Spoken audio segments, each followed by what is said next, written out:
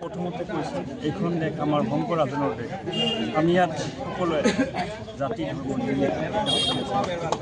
গতিকে শংকৰ ৰাজনৰ দেশত আমি লিডাৰ পাৰ্টি ডাকে আহি আমাক ইয়াতে নিমন্ত্ৰণ কৰি আহি ভাতৃত্ববোধ বহুত বেছিকৈ আৰু গভীৰ হৈছে। গতিকে আমি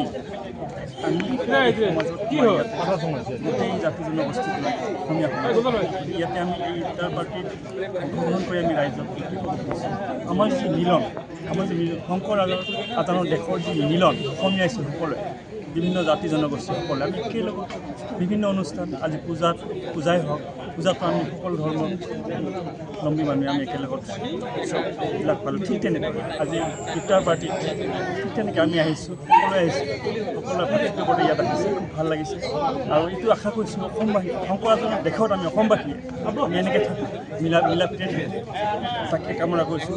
আশা কৰিছোঁ সকলোৱে এনেদৰে থাকি সুস্বাস্থ্যৰ গৰাকী হওক আৰু আগলৈ আমাৰ বৃহত্তৰ অসমীয়া জাতি গঠন কৰক।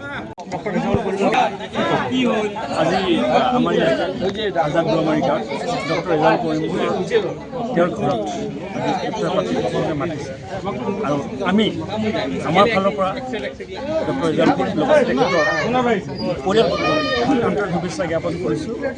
দীৰ্ঘায়ু হওক আৰু মিলাপ্ৰীতিৰে থাকক ৰাইজৰ মাজত ভাল এটা মিলাপ্ৰীতি কৰি কামনা কৰিছোঁ। যিকোনো খবৰৰ বাবে যোগাযোগ কৰক 7099017330 লগতে 7099017110 নম্বৰত।